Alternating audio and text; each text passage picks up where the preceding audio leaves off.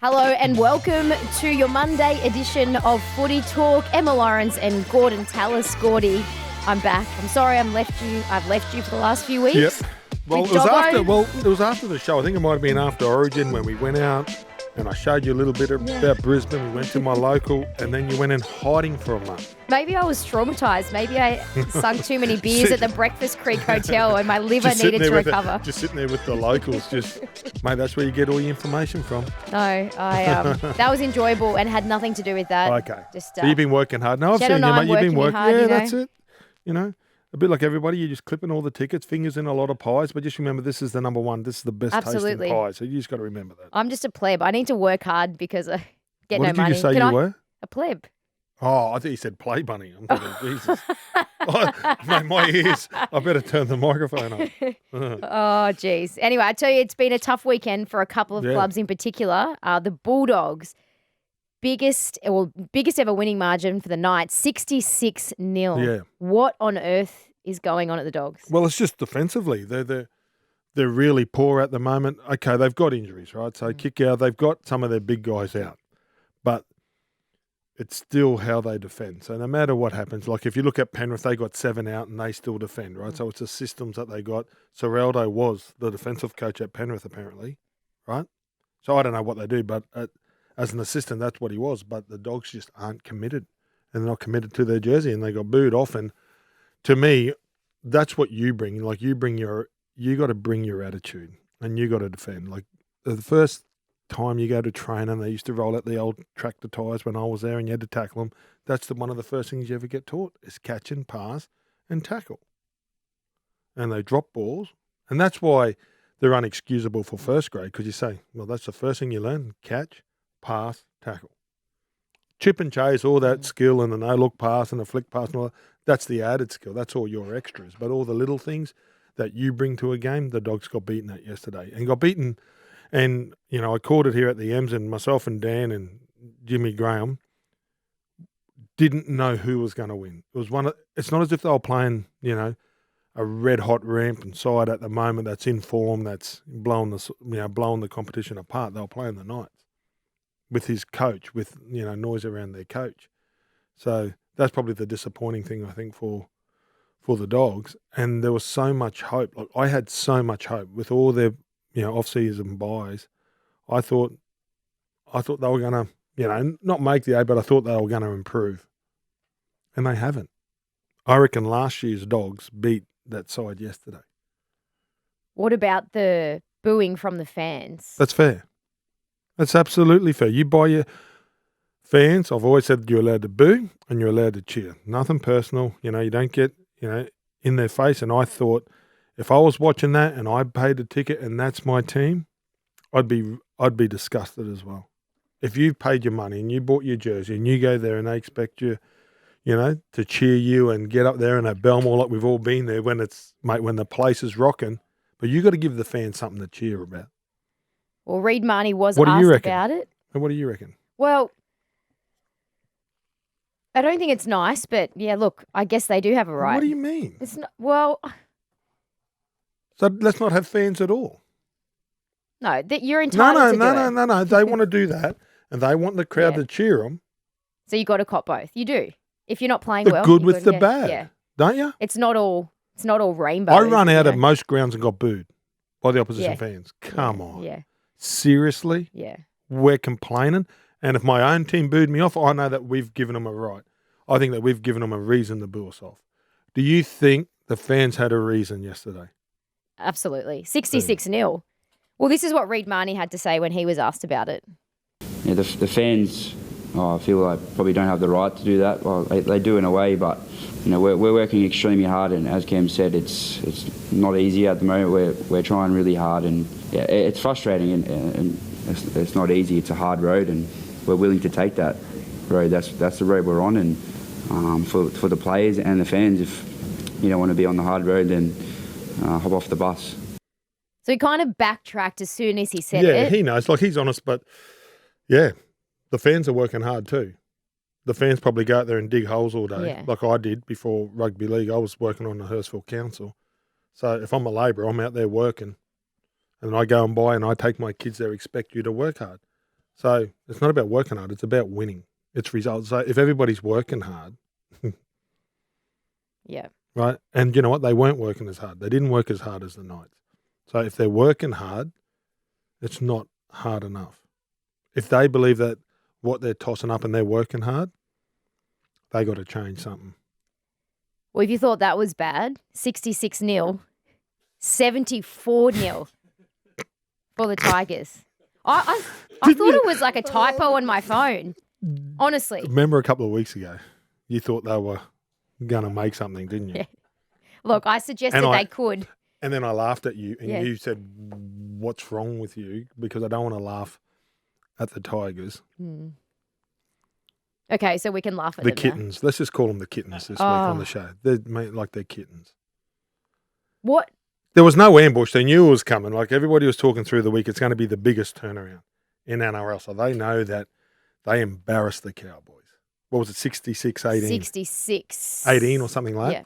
So they know that they embarrassed them. The last game at Leichhardt, it was, and it was fantastic. And everybody sung their praise. And it was like, oh my God, maybe they've turned the corner.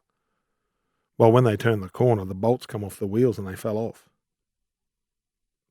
Do you think so? There was a lot going on.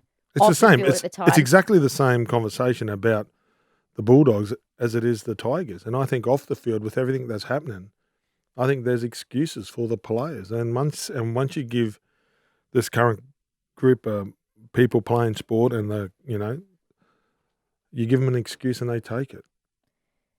Do you think the chat off the field would have been a distraction? So the fact that, Scott Fulton came over. Yep. There was a lot of chat about that. Benji and Sheensy weren't consulted about that in the beginning. Talk about their coach wanting out, Yeah, and the players get asked about it. We go there during the week for the media conferences and we're asking about Brooksy leaving. Does Benji want out? Do you think there's I don't know. You're all on the same page? I don't know the solutions, but I know that there's a problem, and normally fish rots at the head, which is the top. It's happening at the Dragons. It's the two merged clubs that mustn't be on the same page because the decisions that they're making aren't the right ones. So at board level, they need change. I think so. Do you think so? Yeah. You're a Tigers fan? Yeah. Absolutely, because they keep on making the same mistakes. So even with, and then when I spoke about it yesterday, it's like the Ben Ikin and Kevy won a grand final together.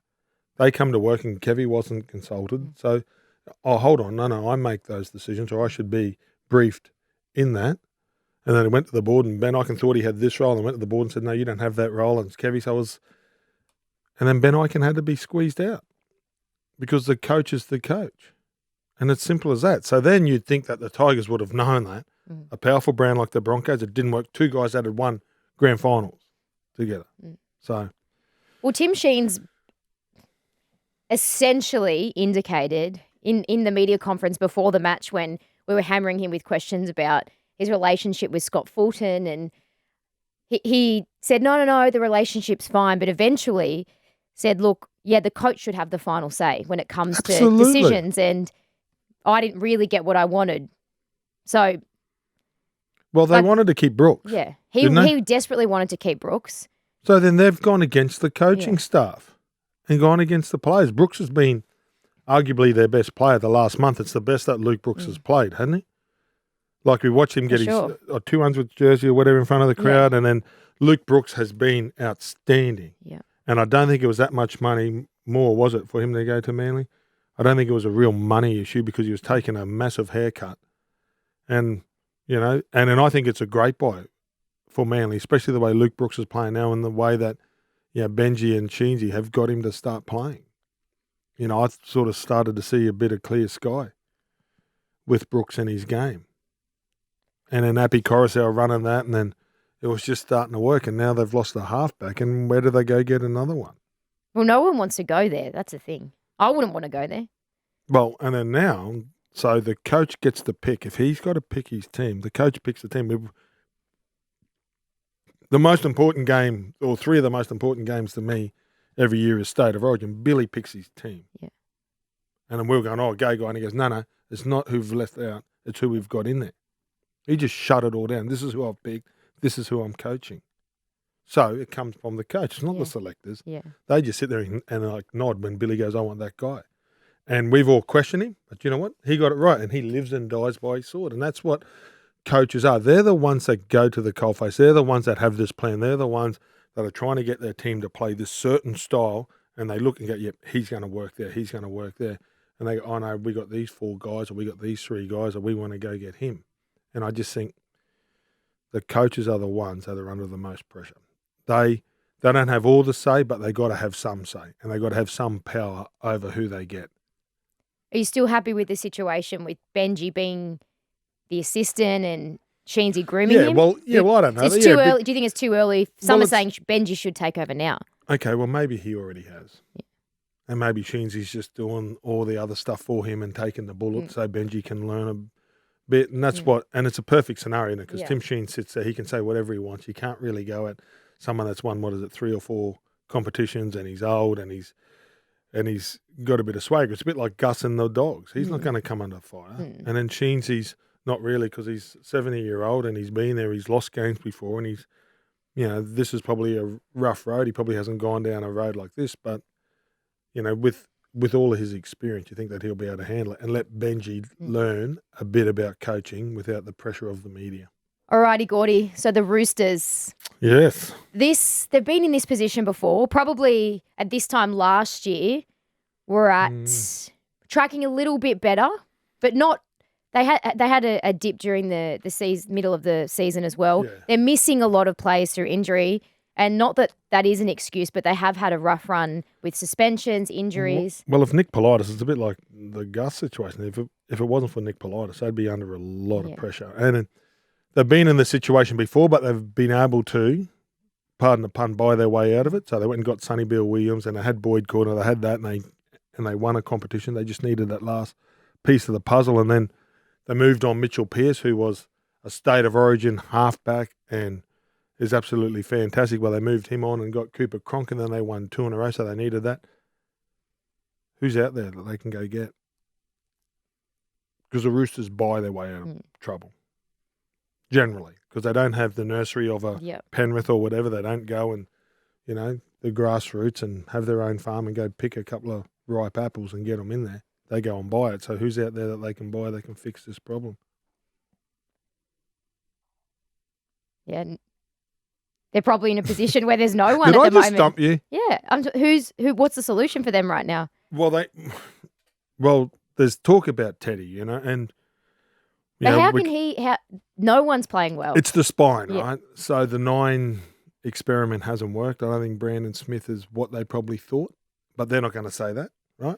Because they chased him really hard and they got Brandon Smith, and what Brandon was, he's an international number 9, but he's not the answer for him. He's not as clever, and he's not a Harry Grant style of player. I think he's just a ball runner. I think he's just an out and out, and then that's what would happen when he'd come on for the Melbourne Storm. There was no sleight of hands. He was just like a wombat, just burrowing through everything, and they don't have that, And then the halves with the Sam Walker experiment, where they've moved him back, and then they've moved other guys in, and they're not really finding a halfback, and they've moved Mahoney there, so they're struggling in the spine. And the Matt Lodge experiment didn't quite work, and Jared needs a hand, so they don't have as much punch. So when the Roosters were at their best, they were going through the middle of them. They had Takiaho, they had Isaac Liu, they had Big Jared, they had, Crichton on an edge, they had Boyd Cordner. They were just penetrating so hard through the middle, and Tedesco and all those guys were playing off the back of it. Well, they don't have that anymore. So I think they need to clean out. I tipped them to win the comp, so I look like an idiot because I thought they had. Well, a lot did as well. Yeah, there's no doubt the roster's good enough, but it's just not working. And then there's got to be questions asked. Seriously. Did they make a mistake dropping Sam Walker? Well, it wasn't quite working then either. But it was working better than it is now. Yeah, well, and I'm sure that he'll get his chance and he'll come back in, but he's been injured. Yeah, and then he comes back soon. So then he's going to be down on confidence, you would think, because he was supposed to go back and just get a bit of confidence and get back to playing that loving football that he likes playing, that open style of game. So, watch that space because they are struggling in the spine. And Tedesco, you can't piss on a statue, and I'm not going to, but everything has a use-by date. Everything. Actually, that's a lie. Honey doesn't. Honey doesn't, but everything else has. Well, are you saying that everybody has Tedesco a has I'm just lost saying his no, aura? I'm just saying everybody's got a use by date. He looks tired, right? Doesn't he? He's playing tired. Everybody has. But is it hard to do I'm not anything saying- when your team's not playing well? He's always done over and above, you know? And he has played so many moments. He's played so many moments. And he's won so many moments. He's been there. And then he's trying really hard. And then sometimes you just, I don't know, you can hit a flat spot. You need a break. He's played a lot of footy over the last 5 years, and he's been arguably, well, he's the Australian captain, right? So that's what I'm saying. But he looks tired. And then Mahoney goes back there, and they look like a better side. But no one's game enough. So is it about Tedesco and not hurting his feelings, or is it about winning games of football? They're never going to move him, though. Well, there you go. So you've just answered it. They won't. Do you think they would? They moved Mitchell Pearce. Yeah, but Tedesco's. Minicello moved to the wing. Are you suggesting they should move? They are good James at making Tedesco? decisions. No. I'm just saying that they need to change something. And if they keep on doing the same thing, they're going to keep on getting the same results. But there's something not quite working. I'm not there. I'm not there every day. But is it working? Tell me. Well, it's not. There you go. But they're still not. The fact that it's not working. Like, do you think the season's not over for them? Certainly not. There are a couple of wins outside the 8. Yeah, but they're not going to, mate, they're going to have to go. It's going to be a miracle if they can turn their game around to beat Penrith and South when they're, when everybody's back, and Parramatta, on their run, and the Cowboys the way they're playing, and the Broncos. It's, mate, and I'm not saying, like, they are trying hard and they're trying to get it, but it's just not the Roosters way, and I don't even know what the Roosters way is, actually. They always say that in the media conferences. Get back to Roosters style of footy. Yeah, I don't know. Like what every that is. press conference. What is it? Who knows? I've asked all the Roosters, and they laugh. We always joke. I always say, I know, I could Roosters deliver the way. answer The Roosters for way. them. Yeah. No, we know we've got to work on a few things. Yeah. We know what we need to fix. We just got to get back to playing Roosters style of footy. That's just telling you that you don't know what you're talking about. Alrighty, Gordy, the Origin teams are in. Couple of changes for the Blues. The big one, Jerome Luai gone, Cody Walker in. Cody Walker's in. It's good news for Cody. Like, there's no doubt that he's probably the most natural 5'8" in the game. Creates so much. One of the most creative players in the competition. So that's danger signs, actually, because New South Wales have struggled to score points, and there's no doubt that he can create so much. And that's what they've done. They've had so many tackles on the Queensland try line. You would think Cody will be able to break it down. Has Luai played his last game for the Blues? Oh, that's up to the Blues selectors. Don't ask me. I don't know the Blues way. Don't talk about Blues. Roosters way, Well, Blues way. Do you know what? I actually thought that he was part of the Cleary package. Yeah. You know what I mean? Because they've played so Yeah. much together. And if you went just purely on 5'8", you'd He think wouldn't have- Cody yeah, Walker For is sure. a better 5'8". A big part of the don't you? reason he Yes. got picked was the combination. Yes. So it's not the fact that they gave him another chance. I think New South Wales did the right thing, gave him a chance. He's played, I don't know how many games he's played, but he's, played with Nathan on all those occasions, and he hasn't quite. Then he had a chance. They had so many tackles. What did they score in the last game? 6 points or something. So it was time to change, and they've made that decision. Also have Clint Gutherson back in the side. Yeah, it's tough because On the they keep on bench. trying to follow what Queensland do, but we do someone like Ben Hunt because he can play so many positions, and Harry Green can come on and play a bit of hooker or like, and if Hunt's going, you can sort of play as a middle forward because Harry. So they had Nico Hines, and then they got a centre injured, so they threw him out there, and Nico got, I think, unfairly treated because Munster went past Cam Murray and Nathan Cleary. They both could have made the tackle. It shouldn't even have got to Nico. Yeah. So Nico got, caught out because there was blokes on the outside and he got turned in. So, so they tried Nico, and then Cookie was the last one, and they lose a centre again. So, maybe if a centre goes down, well, you got Gutho in there, and Gutho can probably cover number 9. Like, Gutho can probably come in there because he sort of plays around the ruck.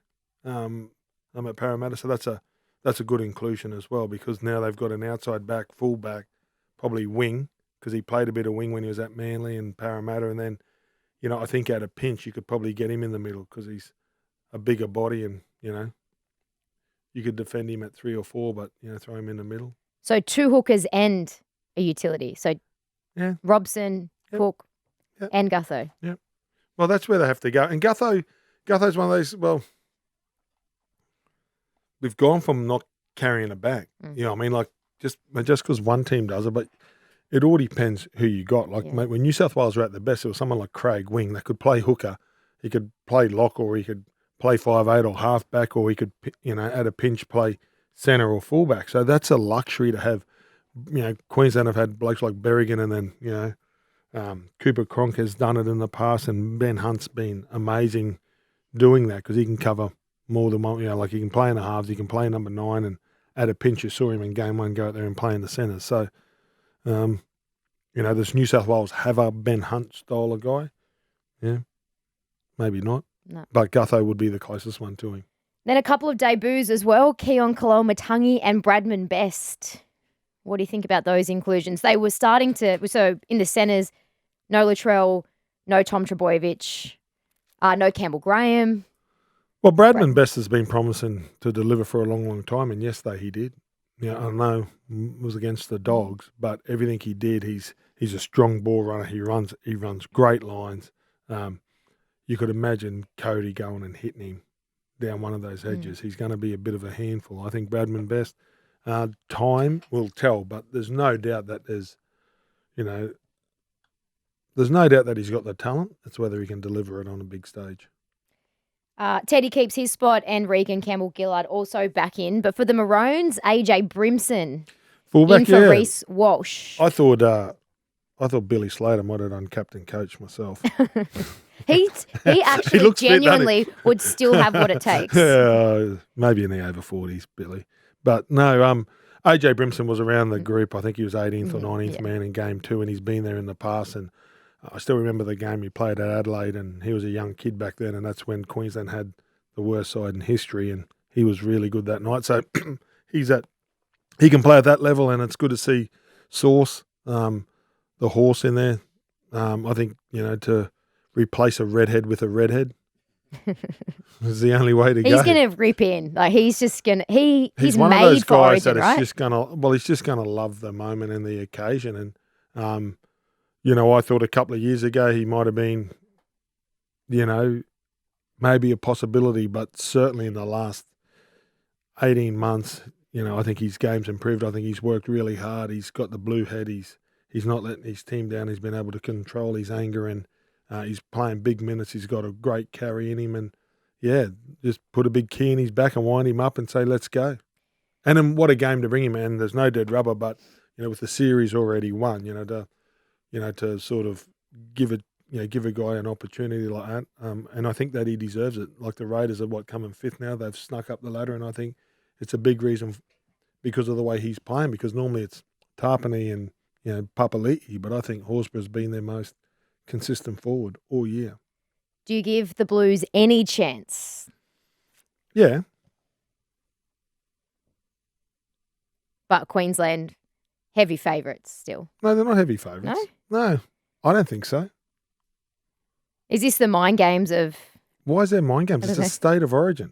And State of Origin's full of mind games. Is it? And I give New South Wales a chance, absolutely. I gave them a chance in game 1. I gave them a chance in game 2. They were favourites in game 1. And then the injuries, and then Latrell pulling out and Tommy. Mate, Latrell pulled out in game 1, right? Really late. Then Tommy got injured, in the first 7 minutes or 5 minutes or whatever it was. They've had a lot go against them in this series, in my opinion. But it's a state of origin. There's no doubt Queensland will want to come down and because not often you get New South Wales in this situation. Seriously, I was on the other foot of this. I was coming through an area of Queensland when New South Wales were dominating us. They had, Andrew Johns was wearing number 14 when I had my Origin career. So that's how strong they were back then. And, the shoe's not on the other foot, but Queensland have a great chance to win 3-0, which doesn't always happen. And that's the motivation, right? New South Wales is a proud state. I know that. So they're going to come out, and they're not going to, and the players that they pick aren't going to die wondering. No, those guys getting their shot, yeah, absolutely. Cody, what better motivation than to not be embarrassed and at home as well. Yeah, and Cody's in big moments. Like, he's played really big games, and I think he's, like, he threw that one intercept, right? But in that game, I remember that try he scored from 20 metres out or whatever to get South back into the contest. So I'm really looking forward to watching Cody at this level, because I know he can do it, and there's no doubt he's our most creative player, I think, in the NRL. And then he up against Munster, mate, what a battle what a battle that will be. And New South Wales, I said, they've struggled to score points. Cody Walker, is he the answer? Well, there's plenty to talk about this week, and 9 days away until Origin 3 now, so plenty more to dissect next week on Footy Talk, Gordy. I'll see if I come back. One episode back, I'll see how I feel after. I think I'll come back. I have to talk to Chicka White. This is what's happening. Like, I feel like the Tigers. I'm getting overrun with the talent that I should be able to pick my own talent. That's what's happening. If you had to pick, who would you? You prefer Dobbo? Never.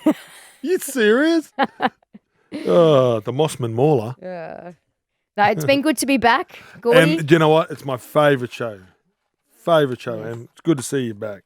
It's good to be back. I'll watch you tonight on 360. You better. And we'll see everyone next week for another Monday edition of Footy Talk.